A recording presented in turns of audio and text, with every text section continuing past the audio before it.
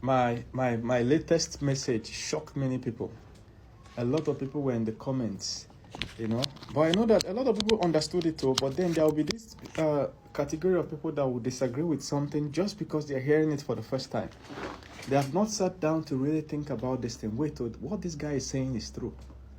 So the point I'm making in this video is have at least one late child. Late, I mean like it will not, the child will not follow in succession with others. You know, most people give birth in a space of 10 years. If a lady marries at 21, before she is 30, she has completed her childbirth. Some ladies will marry at 30. Before they reach 40, they have completed their childbirth. So it's usually a space of 10 years. What I'm saying is in the next 10 years, try and drop at least one. Do you understand? A late child.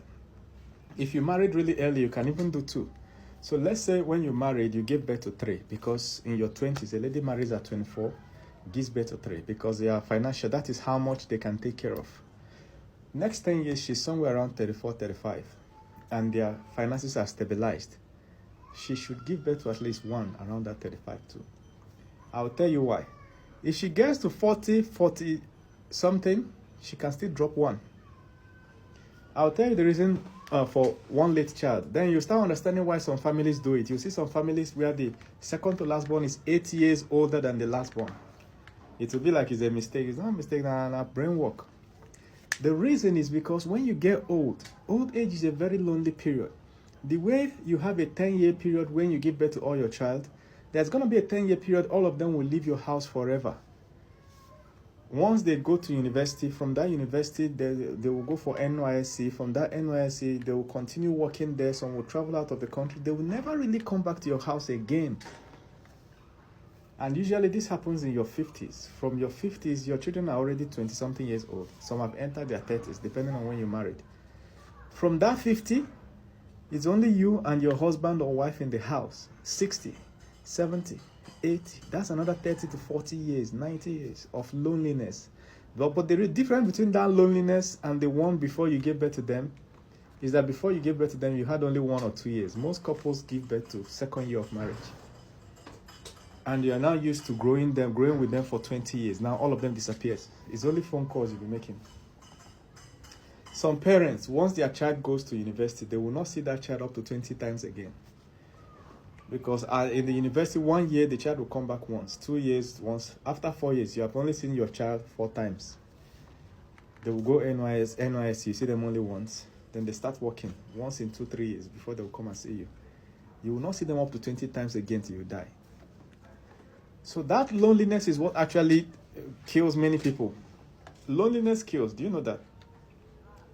There's a study that says the more family members you have, the longer you live. The single most important indicator of how long somebody will live is how many loved ones around them. Go and Google it. It's a statistics.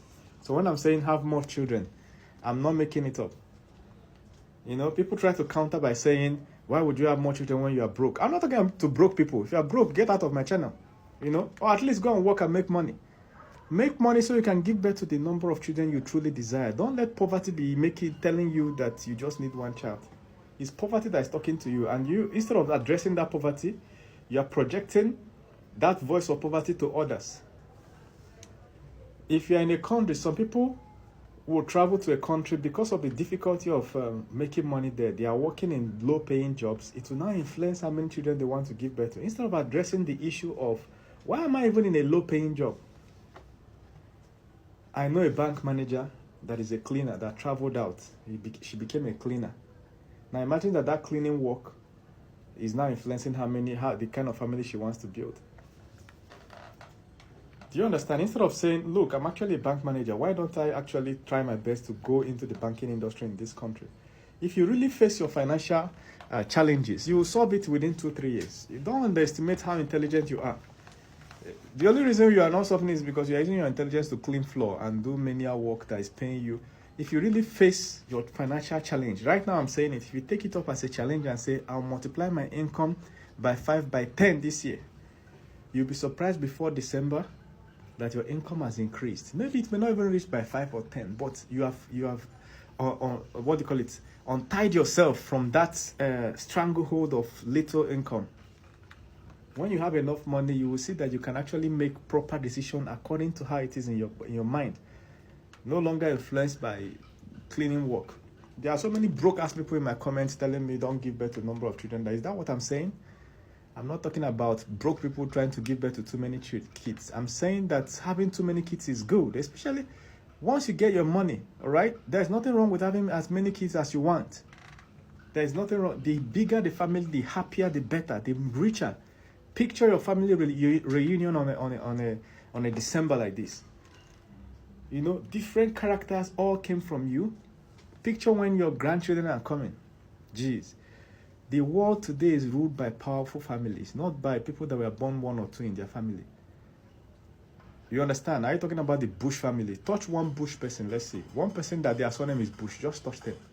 The number of people that will come against you, agencies, organizations, and governments that will come against you, you'll be like, is it God that I touched?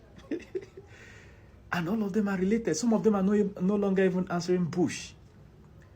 So you will see somebody with a totally different surname that is heading one organization in another country come for you. You'll be like, what is happening? Have you ever seen where they're canceling somebody because they tweeted something against one person? We're talking about the Rothschild family. You know, the Medici family. So many families. How did they get there? They had a lot of people. Do you understand? They had a lot of people. Somebody was telling me that there's a large family that is quarreling. It's because what? They were not raised well. I will blame the patriarch of the family. As the patriarch and the matriarch, the father and the mother that gave birth to them, you're supposed to raise your children in a way that they work together, not against each other. You don't support one of your child when they're quarreling with the other one. Once you take sides, you have created an age-long problem. No matter what the problem is, don't support anybody. Always come to bring them to the table. It's a matter of upbringing. But there's no calculation in the world where a small family is better than a large family. Some of the loneliest people in the world are people that were born only them. You understand? People that were born only them. Only child, very lonely. Or only boy and girl. The boy will never have a brother. You know what it means to have a brother? Some people don't know what it means because their parents were so selfish. I just want 2 children, I want 2 children. They will not give birth to 1 boy, 1 girl, they will stop. The boy will grow up not ever knowing. Imagine now that the parents now divorce. The boy will now grow up with a mother and sister. He will be behaving like somebody who doesn't have a brother. You know what I'm saying? The sister will be behaving like somebody who never had a sister. You know, women like to gist. The way you have your sister, you come back, you and your sister will gist. This boy will ask you out. You can't wait to get home to gist your sisters. All of them will sit down on a round table and give you suggestions. And all these suggestions are genuine because they're coming from your sisters or your brothers. The way you want to start a business, you and your brother will sit down and plot it. Okay, you do this while I do this. Many of these successful people, you may not know that they are with their brother. Elon Musk that you're seeing, do you know that he has a junior brother who is also a billionaire? That one is low-key in the background. But their first business, they built it together, X2. And of course, you don't know how many times Elon Musk will go and see his brother so that they will rub minds together. You can't go there alone. There's no loner that gets to the top. It's difficult, incredibly difficult. Have you ever seen a girl that was born alone because the mother slept with the father and the father did not marry her again and she felt that she doesn't need any other child? This girl will grow up, no brother, no sister. All her friends will be treating her anyhow. Because what? They know that she doesn't have anybody to run to. Don't be selfish. Make more money so you can give birth to enough children. If you have a late child, right? What it means is that those your old age, when it's supposed to be lonely, when your children are out, that last child will be the one that will stay with you for at least 10, 15 years before they will move out too. You get what I'm saying? From your 50s, your children are in the university. From there, they are gone. 60s, 70s, 80s, 90s. You need a child that will stay with you within that period. Some people will say, what of adoption? Adoption is good, but you can't use adoption to replace your biological child. It's different.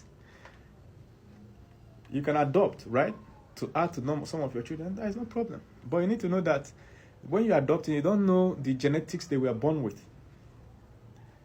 You don't know. Some people now Olosho give birth, dump am for motherless babies. Some people now armed robber. Some people, you don't know. But some adopted children are blessings. I'm not saying you shouldn't adopt, but if you have opportunity to give birth to your own directly, go and